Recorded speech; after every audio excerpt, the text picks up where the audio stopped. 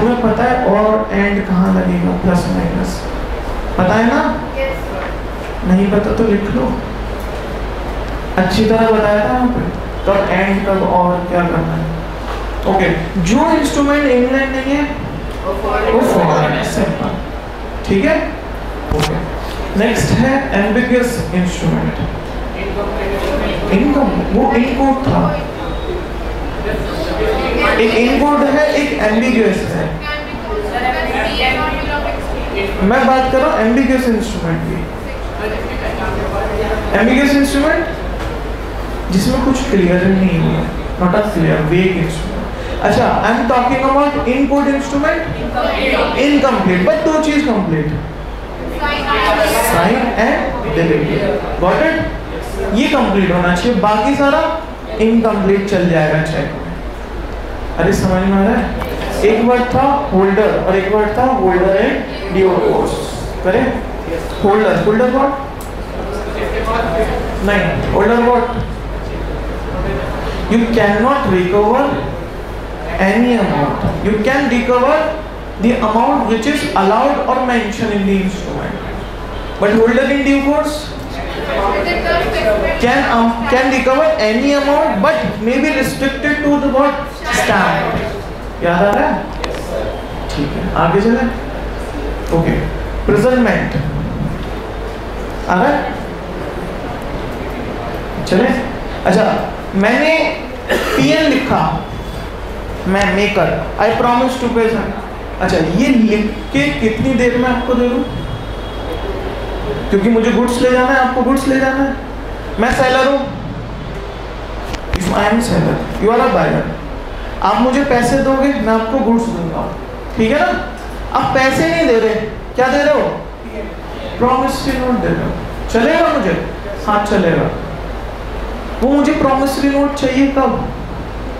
Law में लिखा है प्रेजेंटमेंट कब चाहिए? With in reasonable time, reasonable time before delivery चाहिए, ओके?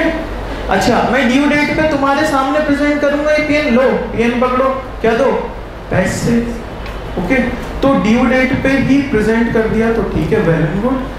नहीं करा तो नहीं करा तो मिसिंग कर दिया तो डिफॉल्ट हो जाएगा और पीएन तुम्हारा वैलिड नहीं रहेगा। आगे चले, बिल्स ऑफ एक्सचेंज कौन लिख रहा है? सेलर। किसको लिख रहा है? बायर को, है ना? हाँ, सेलर लिख रहा है बायर को। एक्सेप्टेंस कितने दिन में चाहिए?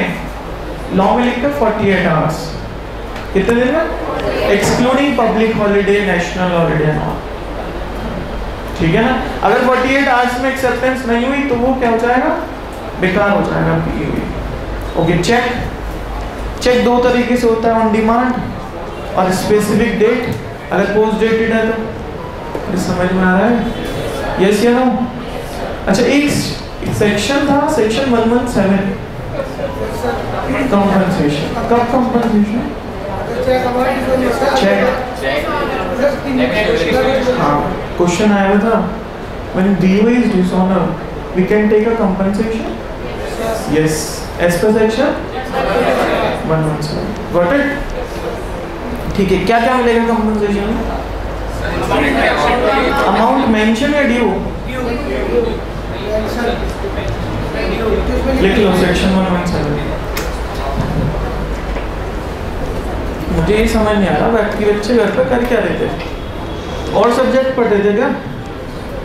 अगर बिजनेस लॉ में अच्छे मार्क्स नहीं है, पास नहीं होगे, सिंपल सी बात है,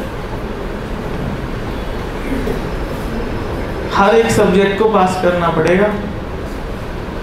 पहले इंडिविजुअल सब्जेक्ट, फिर अग्रीगेट। पता है ना ये बात?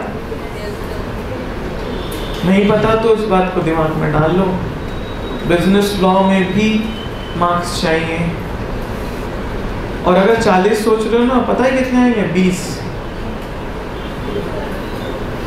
40 नहीं चाहिए तो कितने चाहिए? 75। तब जाके कितने आएंगे? तो ये कुछ इशारा है जो अभी करंट टेस्ट लिखे हुए हैं, है ना? टेस्ट हुआ था ना? चलिए, amount mention on the cheque या बीओई या पीएन प्लस इंटरेस्ट। कंपनसेशन में क्या क्या लोगे? इंटरेस्ट, जाने का खर्चा, रहने का, खाने का, नहीं खाने का, और हाँ protesting notice, advocate charges and on. ये किससे लोगे?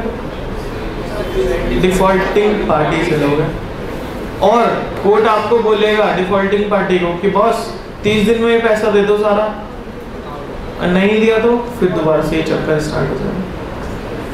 ठीक है, दिस नोट एक करेक्ट खत्म हो जाता है, which is called as negotiable instrument act 1881, right.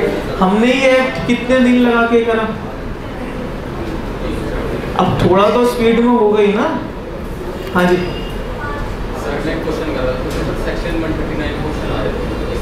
हाँ जो आपके कोर्स में नहीं है नेगो में वो मत करना क्वेश्चन, जो सेक्शन नहीं है स्पेसिफिकली, क्योंकि नेगोशिएबल इंस्ट्रूमेंट एक्ट पहले इंटरमीडिएट में हुआ करता था, वहां से बिल्कुल कट कर दिया है, आपके यहाँ पेस्ट कर दिया है, बट सेक्शन थोड़े कम कर दिए हैं। ठीक है, साइड वाले देखो कुछ इंडिविजुअल अगर क्वेश्चन है तो पूछ लेना। मैंने बोला अगर क्वेश्चन आपका सेक्शन नहीं है तो वो नहीं करना। ठीक है, और कुछ पूछना है किसी को? कुछ? अच्छा, कितने एक्ट बचे हैं? तो कौन कौन से?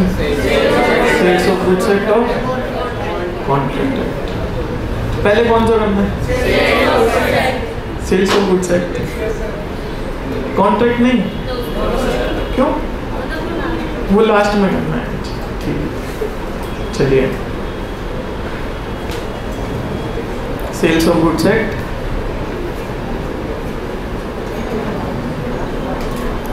चलिए थोड़ी देर से स्टार्ट करेंगे, इतने आप लंच वगैरह कर लो अपना, अगर करना है तो।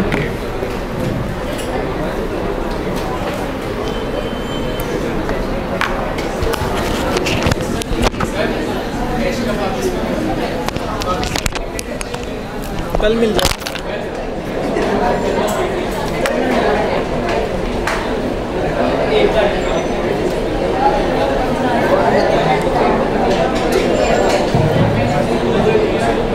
इनमें रिवाइज भी कर लेना जिसे आपने। ओके, अच्छा सेल्स ऑफ गुड्स एक्ट को मिला के हम करीबन 80 मार्क्स का कंप्लीट कर चुके होंगे। Got it? पहले कॉन्ट्रैक्ट एक्ट कर लें आज,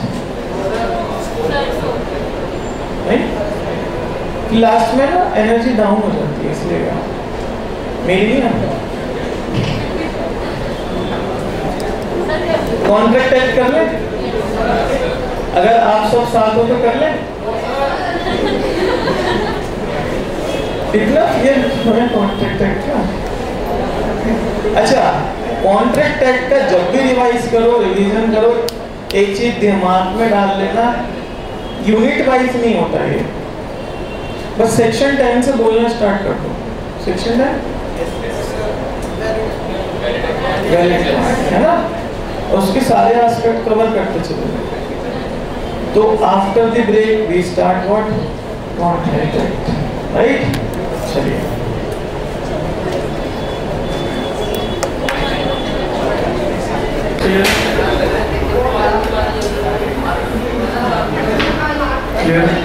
चलो इधर ध्यान देंगे। रीस्टार्ट कर रहे हैं। Contract act, Indian contract act 1872। चलिए डेफिनेशन है हमारे पास, कुछ स्टार्ट कर रहे हैं। Offer what? Willingness to do, not to do, to do और नॉट टू डू, दोनों भी। अच्छा, एक्सेप्टेंस, एक्सेप्टेंस को हम असेंट भी कहते हैं, right? Okay, offer plus acceptance become promise plus consideration is equal to agreement plus enforceable by law is called as contract. Okay, क्या सारे के सारे अग्रीमेंट कॉन्ट्रैक्ट हैं? नहीं, नहीं। क्या सारे के सारे कॉन्ट्रैक्ट एग्रीमेंट हैं? यस। क्या सारे के सारे एग्रीमेंट कॉन्ट्रैक्ट हैं? नहीं। क्या कॉन्ट्रैक्ट एग्रीमेंट है? हाँ, ठीक है। ओके, आगे चलते हैं। नेक्स्ट एक हमारे पास था इंपॉर्टेंट सेक्शन 10, जो हमें बताता है एक वैलिड कॉन्ट्रैक्ट में क्या क्या लगेगा। फर्स्ट क्या क्या लगेगा? टू पार्टीज लगेंगे, वो क्रिएट करेंगे one legal obligation. Next other formalities, certainty of meaning, possibility of performance. अंदर का बताना, ठीक है। नेक्स्ट ये 5 तो मेन है, प्लस 6 भी है हमारे पास, offer, acceptance, agreement. Next free consent होनी चाहिए। Next lawful consideration and object होना चाहिए। नेक्स्ट कॉम्पिटेंसी चाहिए और contract not expressly declare as void, right. चलिए आगे। Consideration means something in return, got it, okay. आगे चलते हैं। मुझे बताइए कौन कौन कॉम्पिटेंट है कॉन्ट्रैक्ट के लिए? कौन कौन कॉन्ट्रैक्ट? 3 को छोड़ के समान। 3 क्या है वो? पहला माइनर क्या है? इनकॉम्पिटेंट है। Second unsound mind, incompetent person disqualified by law, incompetent है। So what do you know? Minor जिसकी एज 18 से कम है, जो 18 से ज़्यादा है नहीं है, वो कॉन्ट्रैक्ट कर सकता है, ठीक है, ओके। और भी था उसमें माइनर से कॉन्ट्रैक्ट अगर कोई कर लेता है तो ऐसे contract become what? Void ab initio, not a void. What are the types of contract? Main पे बात करते हैं। वैलिड कौन सा? क्या? Agreement which is enforceable by law is called as valid contract. Voidable, voidable एक के पास ऑप्शन है, एक के पास नहीं है, राइट ना। वाइड जिसे लॉ में या कोर्ट में पेश कर भी दिया तो उससे कोई बेनिफिट होगा। नेक्स्ट आगे चलते हैं। और तो बहुत सारी कैटेगरी थी, है ना, ठीक है। वर्डेबल में 3 बच्चे थे, याद आ रहे हो किसी को? कब कब वर्डेबल? फ्री कंसेंट नहीं था। सेकेंड प्रॉमिस क्या था? विद टाइम, टाइम का थर्ड था। Second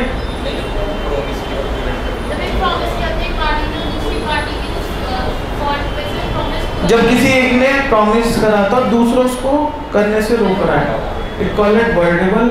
and third one which is time. What time? Time expire हो गया, within the time contract पूरा नहीं हुआ, it is called as voidable contract. Voidable में एक ऑप्शन मिलता है अग्रीड पार्टी को, वो चाहे तो कॉन्ट्रैक्ट को एग्जीक्यूट करा ले, चाहे तो उसे वॉइड डिक्लेयर करा ले। Got my point? हेल्प करेगा अभी। नेक्स्ट माइनर के साथ किए हुए कॉन्ट्रैक्ट इज बिकम, शुरुआत से ही वर्ड है, बट 1 या 2 कॉन्ट्रैक्ट माइनर के साथ किए हुए वर्ड नहीं माने जाते। पहला पीएन कहाँ से बने? PN. Second long doors. Second civil long कुछ था नहीं, tort law, civil long tort law कुछ नहीं, लिख लो। माइनॉरिटी, हाँ माइनस के पॉइंट्स देखना। अच्छा क्या माइनर को इंसॉल्वेंट डिक्लेयर कर सकते हो?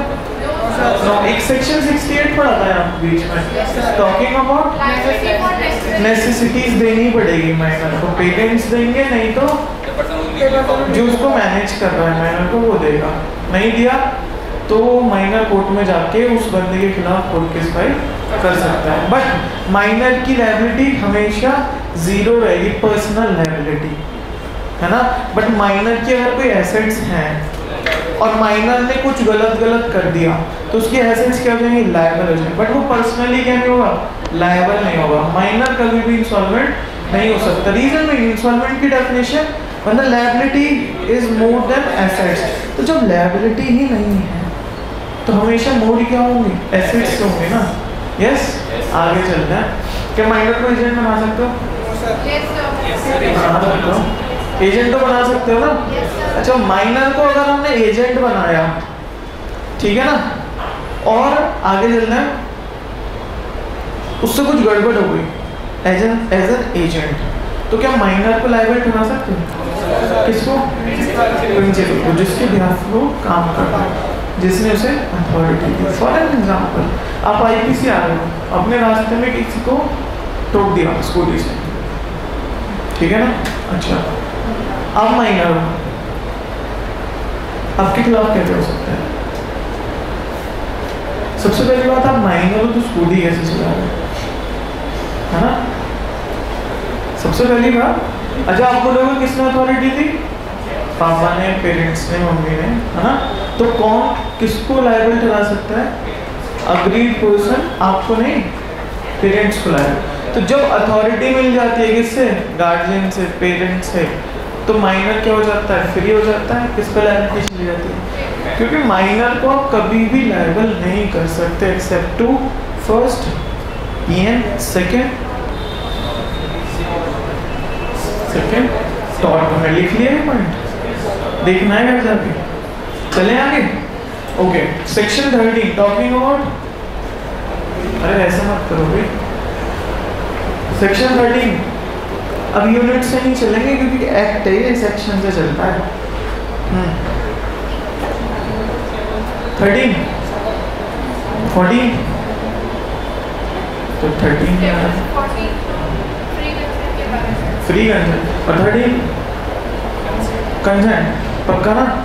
Consent means same thing in a same sense, है ना? जो मैं बोलना चाह रहा हूँ वही आप समझ रहे हो। अच्छा, ये कंसेंट फ्री कब होगी? जब वो 5 चीज ना हो। 5 question,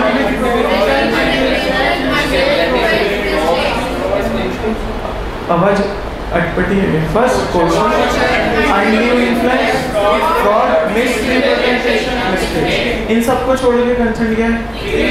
what do mean of question? Which is forbidden by Indian Penal Code। अभी के लिए भारतीय न्याय संहिता BNS, व्हाट इट लिख सकते हो, अमेंडमेंट नहीं है आपके पास उसमें। चलिए, for an example, suicide, it is an criminal offence which is prohibited under IPC, हाँ, इंडियन पिनल कोड। अच्छा, attempt to suicide also criminal activity, it is called as a coercion। Next, undue influence, कितने की word है? एक तो influence होना चाहिए और दूसरे को बेनिफिट होना चाहिए। किसे? इन्फ्लुएंसर को। तो माना जाएगा क्या? अनड्यू इन्फ्लुएंस है। Got it?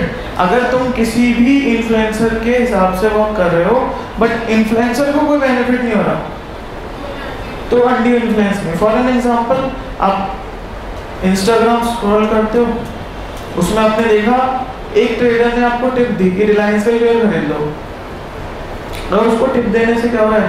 बेनिफिट। तो it is called as undue influence. आपने खरीदा शेयर, क्या हो गया?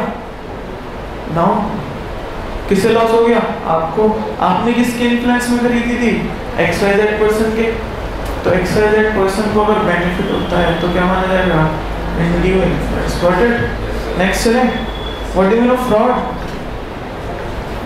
सेक्शन कौन सा है? 17। Very good. What do you mean of fraud? 5 conditions हैं। हाँ, बताओ। सर, एक तो एक्टिव कंसीलमेंट कर रहे हैं, ठीक है, कुछ छुपाया।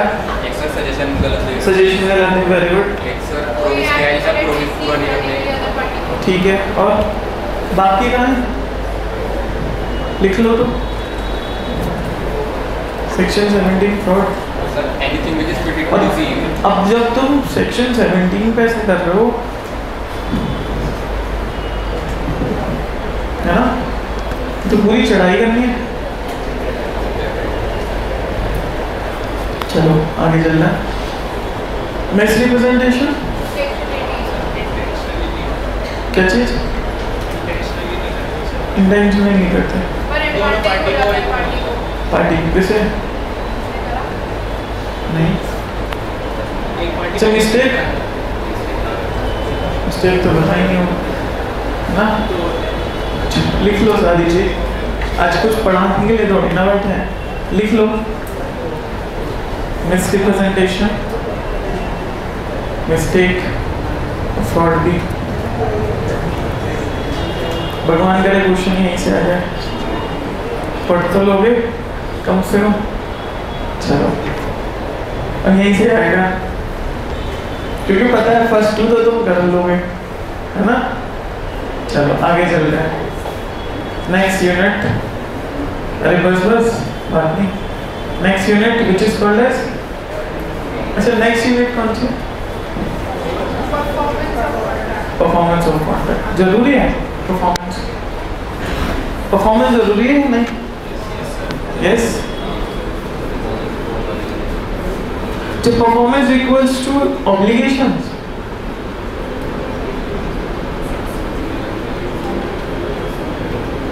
इतनी बुरी क्लास तो पहले कभी नहीं गई थी रीजन की। ये कॉन्ट्रैक्ट एक्ट का खौफ क्यों है तुम्हारे मन में?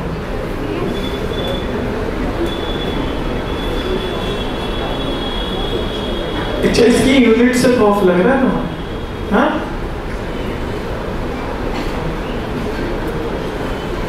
आधे बच्चे इसी खौफ की वजह से गए हैं, है ना? ये खौफ है क्यों बच्चों? और शुरू से है, ऐसा नहीं कि अभी से है। इतना सिंपल चैप्टर आपके लिए तो सब सिंपल है, तो फाइनल। हाँ जी, अच्छा चलो।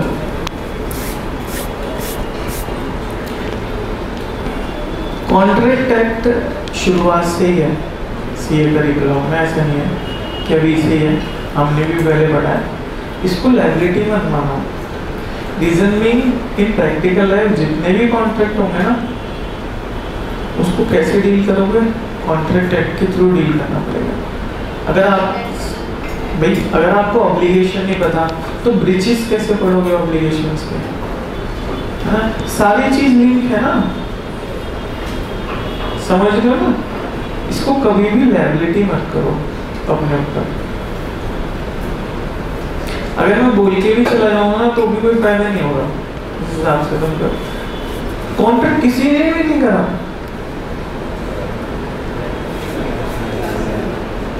रिवाइज नहीं करा, पीवाई की वैल्यू बस।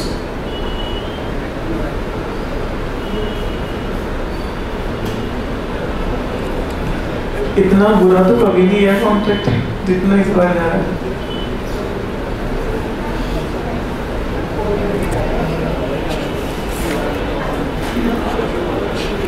चलो क्या कर सकते हैं?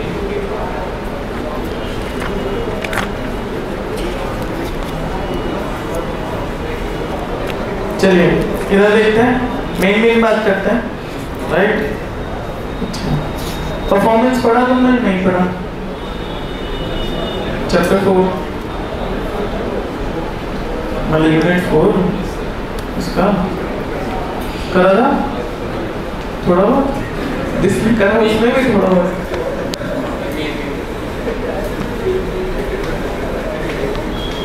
चलो सेल्स ऑफ गुड्स एक्ट करें फिर पहले।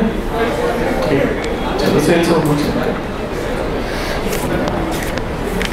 Sales of goods act. Okay, इधर ऐसे नहीं कि कॉन्ट्रैक्ट छोड़ दिया, करेंगे। मैं तो अपने लेवल लिख करूँगा, बोल के तो जाना है मुझे, right? Sales of goods act 1930, got it? कुछ डेफिनेशन थी यहाँ पे, सेलर बायर गुड्स की, है ना? चलो डिस्क्राइब करते हैं। What do you mean of seller? जो बेच रहा है या बेचे? बायर खरीद रहा है। What do you mean of goods?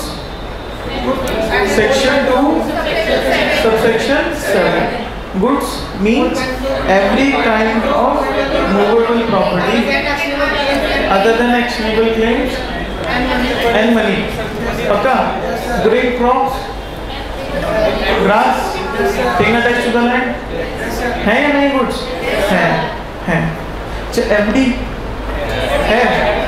FDR मतलब एफडी है? अच्छा गैस, वाटर, इलेक्ट्रिसिटी ये सब है? ठीक है, आगे चलते हैं। नेक्स्ट हमारे पास सेल्स और agreement to sales. What do you mean of sales? Immediately transfer हो जाता है ऑब्लिगेशन। एग्रीमेंट टू सेल्स में फ्यूचर डेट में और कुछ कंडीशन के बेसिस पे, इसमें कुछ हायर परचेज कर देना, मतलब वेरी गुड, लास्ट इंस्टॉलमेंट के बाद ओनरशिप ट्रांसफर। सेल्स में डे 1 पे हो जाती है। अच्छा और हायर परचेज में हाँ मतलब ओनरशिप नहीं हुई ना, यहाँ एक बात है transfer of ownership, transfer of position, है ना? कौन सा पड़ा है? ओनरशिप। पोजीशन एक जगह से उठा के दूसरी जगह, जो डेफिनेशन थी किसकी, डिलीवरी, सेक्शन 2 सब सेक्शन 2 मतलब delivery voluntary transfer of position from one place to another place. Got it? Yes sir. Ownership transfer हो रही है, ये बड़ी चीज है, पोजीशन नहीं हो रही, चलेगा? फॉर एन एग्जाम्पल, मैंने एज एन सेलर आपको माल बेचा, transfer of ownership, all risks and rewards given to you, got it? But goods मेरे पास ही पड़ा है अभी, चलेगा?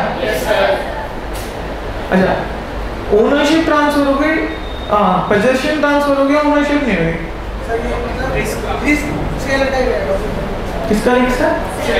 सेलर का। पक्का? क्योंकि रिस्क और रिवॉर्ड्स किसके साथ चलते हैं? ओनरशिप के साथ। ठीक है ना? आगे चलते हैं। इसमें और क्या था? और क्या था इसमें यूनिट 1 में? एक था गुड्स, डेफिनेशन ऑफ गुड्स। कितने तरह के गुड्स? तीन। First existing, future, contingent. Existing के भी तो 3 बच्चे थे, कौन से? Ascertain, specific, uncertain. समझ में आता है? Yes sir. चलिए आगे देखते हैं और क्या क्या है? Price, delivery, right? इंपॉर्टेंट पे बात करेंगे। अच्छा, डिलीवरी कितनी तरह की थी यहाँ पे? First actual, constructive, symbolic. ठीक है, अग्रीमेंट टू सेल्स हो गया। Okay, bailment, yes bailment. What do you no bailment? After completion of such purpose the goods किसको दे देंगे? गुड्स दे दिया जाएगा बेलर को, या उसकी डायरेक्शन पे किसी अदर पर्सन को, या डिस्पोज कर दिया जाएगा। It is called as bailment. Got it?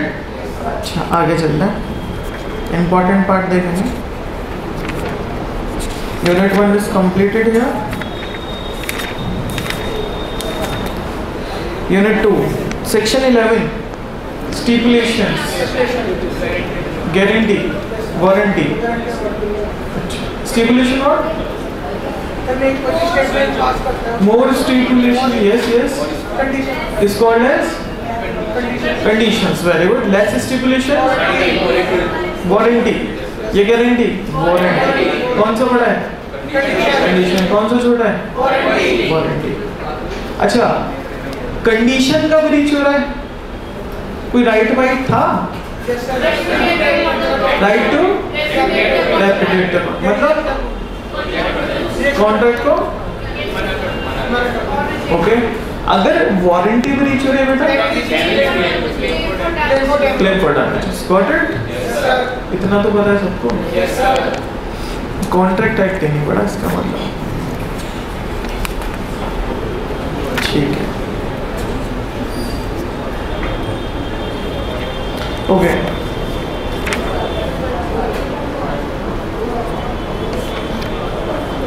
Sales by sample description, ये तो पता है ना, इंपॉर्टेंट नहीं है। कैविडेम्टर याद है ना? क्वेश्चन था इस बार टेस्ट में। हाँ, क्या होता है caveat emptor? Let the buyer be aware. Buyer को अवेयर रहना है हमेशा। हाँ, क्या क्या वही पूछना है, एक एक करके। मर्चेंटेबल और लिख लो, बाकी बच्चों को याद नहीं आ रहा। यही था क्वेश्चन, एक बार जो था लिख लो। कैपिटल, जिससे याद नहीं आ रहा प्लीज लिख लो। ठीक है, वो पहले भी आ रखी थी कैरेक्टरिस्टिक्स में। ठीक है, एक्सेप्शंस में भी है। चलिए,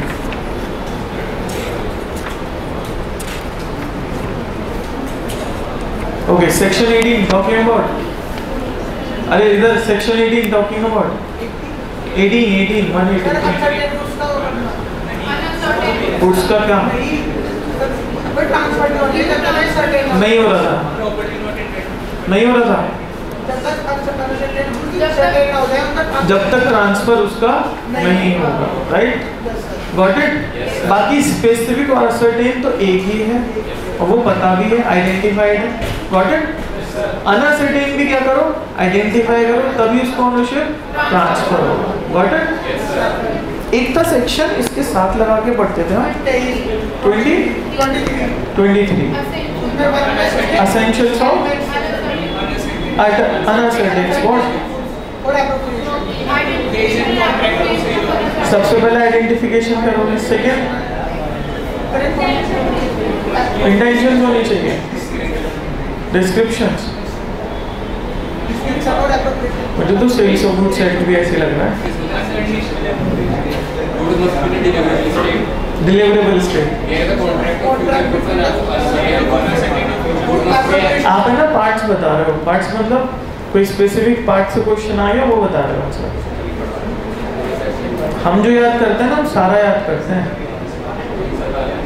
शायद पता होगा। हाँ, लिख लो सेक्शन 23 इम्पोर्टेंट है।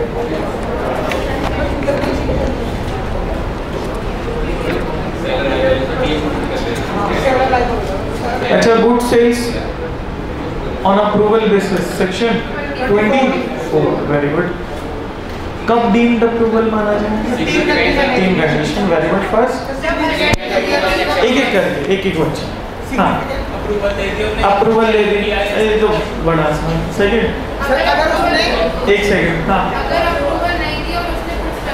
गुड्स रख ली, है कुछ ऐसा एक्ट कर लिया जिससे डीम्ड करता है कि उसने गुड्स रख लिए, शादी में पहन के आ गए कपड़े।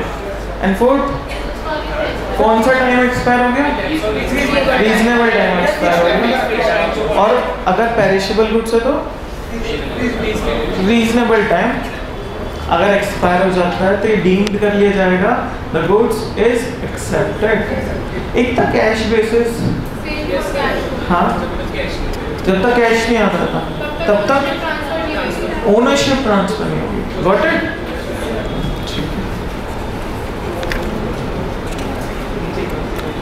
अच्छा, transfer of title by non owners. अच्छा, एक करके mercantile agent is called as non owners, माना जाएगा ट्रांसफर, ठीक है। सेकंड, जॉइंट ओनर्स, और जॉइंट ओनर्स में एक एक्सेप्शन देगी कि अगर दूसरे वाले ने पहले वाले को कुछ राइट्स दे, नहीं पक्का?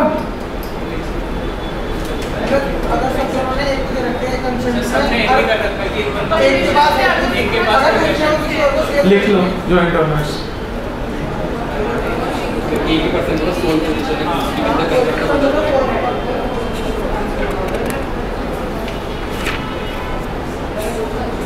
अच्छा, डिलीवरी की चैन याद है?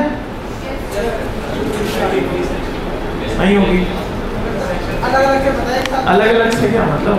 हमने तो चैन याद करी है। लिख लो डिलीवरी चैन फटाफट से।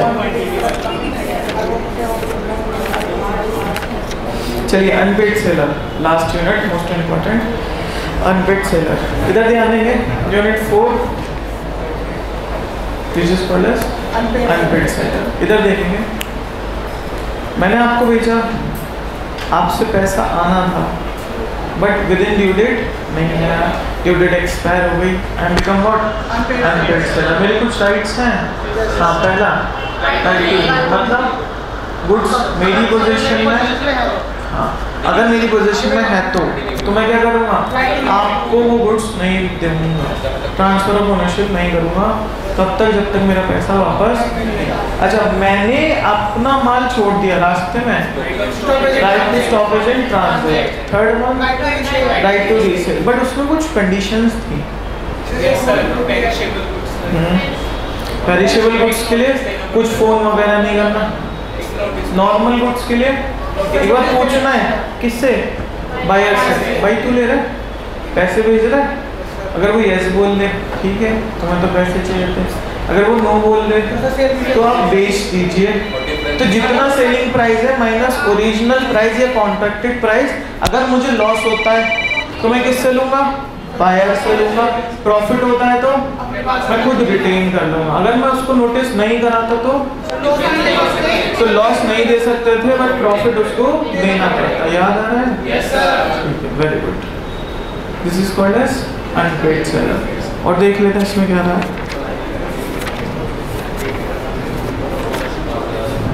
रेमेडीज याद आ रही है? क्या था? Suit for price, suit for interest, है ना? कुछ बायर के थे, कुछ सेलर के। एक था important option sell 64। Very good. Talking about कैसे होगी, क्या मोस्ट इम्पोर्टेंट कंडीशन है? Fall of. Got it? अरे समझ में आ रहा है? ठीक है। विद दिस नोट एक और एक्ट चला जा रहा है। हाँ बोलो बोलो। इसमें दो चीज समझ में नहीं आ रही। किसमें? इंडिविजुअल पूछ लेना, है ना? इसके बाद चले कॉन्ट्रैक्ट एक्ट। चलो आपको एक ऑप्शन देते हैं, केवल आपकी क्लास को। मैं ये नहीं बोलूँगा, मेरे से काफ़ी बच्चों ने इसी अटेम्प्ट में पूछा कि कॉन्ट्रैक्ट एक्ट को छोड़ सकते हैं, पता नहीं क्यों। आज से पहले नहीं पूछा किसी बच्चे ने ऐसे। भाई क्यों छोड़ना है? भारी है, क्या है उसमें? देखो अगर मैं बोल भी दूंगा ना, तुम्हारा टाइम भी वेस्ट होना है आगे का। तुम्हें एक चांस दे रहा हूँ केवल तुम्हारे अटेम्प्ट के लिए। 1 दिन 2 दिन जितना टाइम लेना है ले जाओ, रिवाइज करो इस एक्ट को। इतना भारी नहीं है। यूनिट वाइज रिवाइज मत करना, सेक्शन वाइज चलना, जब ही होगा ये एक्ट। तुम्हें ऑब्लिगेशन नहीं पता, ब्रीच क्या पढ़ा तुम, है ना? ब्रीच के बाद रेमेडीज है, उसमें एक प्रिंसिपल है, कुछ भी समझ नहीं आएगा। केवल तुम्हारे अटेम्प्ट के लिए एक ऑप्शन दे रहा हूँ, 2 दिन लो, एक्ट को बहुत अच्छी तरह से करो, क्योंकि ये वापस नहीं आएगा अटेम्प्ट। जो इस अटेम्प्ट में मेहनत हो गई वो हो गई। अगर इस अटेम्प्ट में मेहनत नहीं करी तो रिजल्ट में अगर कुछ नेगेटिविटी आती है तो पछताना मत बस। क्योंकि अटेम्प्ट का पता तब चलता है जिस दिन रिजल्ट दे हो, बस। और एक बार ये अनसक्सेसफुल या फेल का टैग लग गया ना सी एग्जाम में, बहुत ज्यादा कहते हैं ना परेशानी वाली बात है आपके लिए। जनवरी में एग्जाम है, ठीक है, सबको पता है, बट हमें नहीं जाना ना जनवरी में लेने। जाना है किसी को? सितंबर में क्लियर करना है। और विदाउट कॉन्ट्रैक्ट एक्ट हो नहीं पाएगा एग्जाम के लिए। बड़ा नहीं है, रिलेशन है सब कुछ। इसके बाद ये, इसके बाद ये, कंसेंट के बाद दिस, परफॉर्मेंस के बाद ब्रीच, फिर कंडीशंस हैं उसमें। समझ में आ रहा है? 2 दिन लो, नेक्स्ट डे आपकी दोबारा से कॉन्ट्रैक्ट की क्लास रखेंगे, ठीक है? रिवीजन बस, ठीक है? और अच्छी तरह करके आना तैयारी। अगर अब भी नहीं करा ना तो भूल जाना कि कॉन्ट्रैक्ट एक्ट आपके लिए कोई मार्क्स दे सकता है। ऐसे नहीं चलेगा जैसे आप सोच रहे। भागने पे नहीं होता। अगर एक आपको क्वेश्चन पेपर दे रहे हैं, जंग का मैदान है, भाग जाओ वहां से, क्या मतलब है उसका? फिर तो आपने पहली हथियार डाल दिए ना लड़ाई से पहले। जीत हार तो फिर फाइनली हो गया उससे पहले। कॉन्ट्रैक्ट एक्ट बड़ा नहीं है बड़ा। सेक्शन वाइज कर लो, रिवाइज हो जाएगा। केवल पहली बार मेरी मैराथन को मुझे बीच में रोकना पड़ा है, तो आज तक का रिकॉर्ड है। हर अटेम्प्ट में एक ही बार में कंक्लूड कराया मैंने, ठीक है? विद दिस नोट आज की क्लास यहीं समाप्त कर रहे हैं। आई होप आप 2 दिन इसको लगा के बहुत अच्छा तैयार कर लेंगे, ठीक है? परसों के नेक्स्ट डे आपकी क्लास रखेंगे marathon, only and only contract. चलिए।